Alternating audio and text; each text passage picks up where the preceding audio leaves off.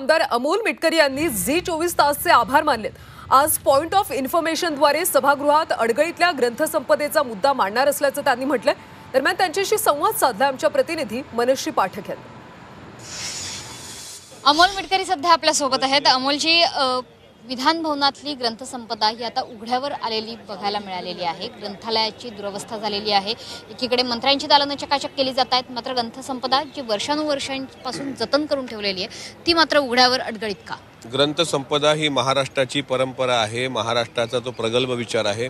ग्रंथालय चळवळ गावागावामध्ये रुजवण्याकरता अनेक समाज सुधारकांनी पुढाकार घेतलेला होता आणि विधान भवनाच्या परिसरामध्ये ग्रंथालय परिसरात काही ग्रंथ ज्यामध्ये संविधानाच्या उद्देशिका, संविधानाच्या प्रतीक ह्या धुळखात पडलेल्या असल्याचं झी 24 तासनी सर्वांच्या निदर्शनास आणल्याबद्दल मी पहिल्यांदा आपल्या चॅनलचे आभार मानतो आणि आज स्वतः पॉइंट ऑफ इन्फॉर्मेशनद्वारा सभापतींची रीतसर परवानगी घेऊन याबद्दल मुद्दा उपस्थित करतो आणि मला विश्वास आहे की सोमवार कामकाज संपलं की मंगळवार बुधवार 2 दिवस संविधानावर चर्चा आहे दोन्ही सभागृहामध्ये, त्या अगोदर ही दालनं आपल्याला चकाचक झालेली दिसतील। खूप खूप धन्यवाद या वाटचालीसाठी। कॅमेरामन सुमेश पाठक, झी 24 तास।